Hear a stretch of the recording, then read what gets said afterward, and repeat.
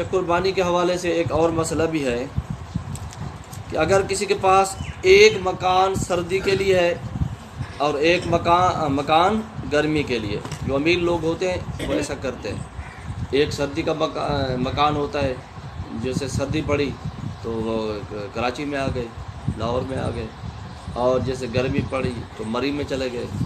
ایسا ہوتا ہے، مکان ہوتا ہے ان کے پاس، دو مکان ہوتے ہیں، ٹھیک ہے نا، ایک سردی کے لیے لیا ہوتا ہے اور ایک گرمی کے لیے. اگر کسی کے پاس ایک سردی کے لیے مکان ہے اور ایک گرمی کے لیے، تو یہ اس کی حاجت میں داخل ہے، تو اس کی یہ حاجت میں گنے جائیں گے، ٹھیک ہے نا. اچھا، ان کے علاوہ اس کے پاس تیسرا مکان ہو جو حاجت سے زائد ہے، اگر اس کی قیمت نصاب تک پہنچ جاتی ہے، 52.5 تولے چاندی تک پہنچ جاتی ہے، 200 درہم تک پہنچ جاتی ہے، تو اس کے اوپر قربانی واجب ہوگی. اسی طرح گرمی اور سردی کے بچھونے جو ہوتے ہیں، بسترے جس کو ہم کہتے ہیں، ٹھیک ہے نا، بچھونے جو ہوتے ہیں وہ بھی حاجت میں داخل ہیں. ایک گرمی کے لیے بسترا ہے، بچھونا ہے، اور ایک کس کے لیے، سردی کے لیے، تو وہ بھی کس میں داخل ہیں، حاجت میں داخل ہیں. ان کے پیسے نہیں گنے جائیں گے. جب قربانی کے لیے ہم اپنی جائیداد یہ مالیت گن رہے ہوں گے، دوسرا مال گن رہے ہوں گے، تو ان کو شامل نہیں کریں گے. ہاں، اگر تیسرا بچھونا ہے جو نہ سردی کے لیے نہ گرمی کے لیے، وہ زائد ہے، تو اس کا اعتبار ہوگا، ٹھیک ہے نا. جب ہم دیکھیں قربانی کے لیے اصل میں یہ ہوتا ہے نا کہ جتنا چیزیں انسان کے پاس ہوتی ہیں وہ ساری گنتا ہے، دیکھتا ہے کہ کتنا چیزیں میرے پاس موجود ہیں. ایک تو ہوتے ہیں پھر ضروریات کی چیزیں جو زندگی کے لیے ضروری ہوتے ہیں، جس طرح یہ بسترا ہو گیا، ایک سردی کا ایک گرمی کا، گھر ہو گیا ایک گرمی کا ایک سردی کا، تو ان کے پیسے نہیں گنے جاتے، ان کی مالیت نہیں گنی جاتی. لیکن جو زائد چیزیں ہوتی ہیں نا ان کی مالیت گنی جاتی ہے. پھر یہ سب چیزیں جو زائد ہیں ان کی مالیت اگر نصاب کو پہنچ جائے تو پھر قربانی کیا ہو جاتی ہے، واجب ہو جاتی ہے. سمجھ آ گئی آپ کو؟ اچھا، اگر تیسرا بچھونا ہے تو اس کی حاجت سے جو زائد ہے تو اس کا اعتبار ہوگا. اسی طرح غازی کے لیے 2 گھوڑے جو ہوتے ہیں وہ حاجت ہوتا ہے، جو جنگ لڑتے ہیں نا، لڑے ہوتے ہیں وہ غازی ہوتے ہیں، ٹھیک ہے نا. ان کے لیے 2 گھوڑے جو حاجت ہیں، تیسرا حاجت سے زائد ہے. اس اسلحہ غازی کی حاجت میں داخل ہے، اسلحہ جو ہوتا ہے وہ بھی غازی کی حاجت میں داخل ہے. ہاں، اگر اس کے پاس ہر قسم کے دو ہتھیار ہوں تو دوسرے کو حاجت سے زائد قرار دیا جائے گا. اچھا، اسی طرح گاؤں کے ذمہ دار کا ایک گھوڑا جو ہے حاجت میں داخل ہے، اور 2 ہوں تو دوسرے کو زائد مانا جائے گا اور اس کی قیمت گنی جائے گی قربانی کے لیے. اسی طرح گھر میں پہننے کے کپڑے اور کام کاج کے وقت پہننے کے کپڑے اور جمعہ اور عید اور دوسرے موقعوں پر پہن کر جانے کے جو کپڑے ہوتے ہیں یہ سب حاجت میں داخل ہیں.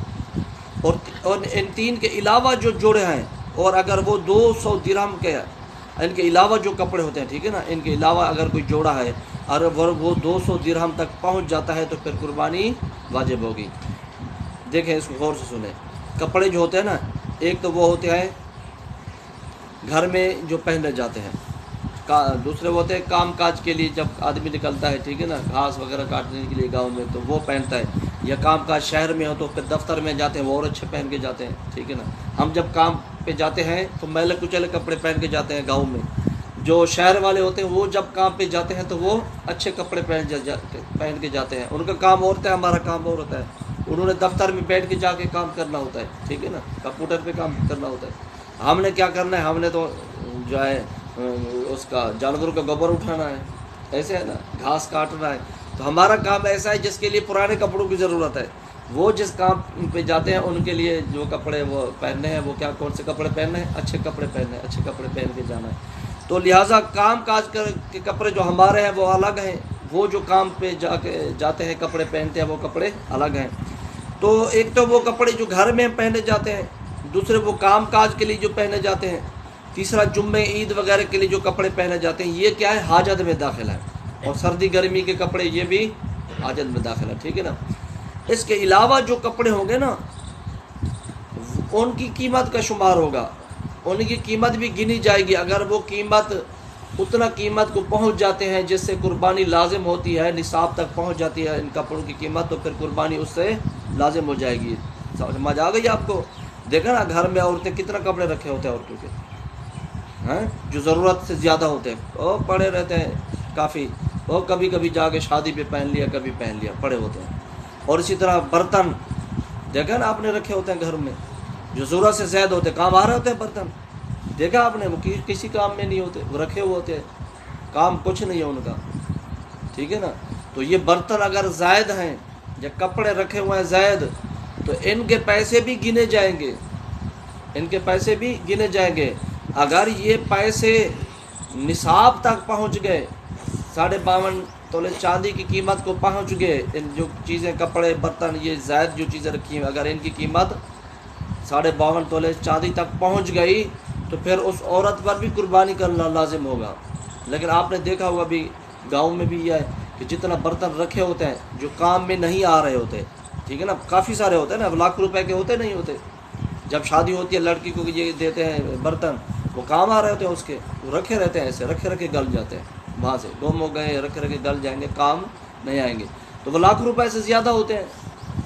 تو اگر وہ رکھے ہوئے ہیں جو زائد ہیں، کام کے نہیں ہیں، اگر ان کی قیمت 52.5 تولے چاندی کو پہنچ گئی تو اس لڑکی پر جس کو یہ برتن دیے گئے ہیں اس پر قربانی لازم ہوگی، اگر وہ قربانی نہیں کرے گی تو گناہ گار ہوگی۔ سمجھ آ گئی آپ کو؟ آپ یہ مسئلہ لوگوں کو بتائیں، خصوصاً عورتوں کو۔ یہ برتن بھی فضول رکھے ہوتے ہیں بہت سارے اور قربانی بھی نہیں کرتی، اور کپڑے بھی ان کے بہت سارے اتنا ہوتے ہیں جو قیمت کو بعد عورتوں کے اتنا کپڑے ہوتے ہیں جو نصاب کی قیمت تک وہ پہنچ جاتے ہیں۔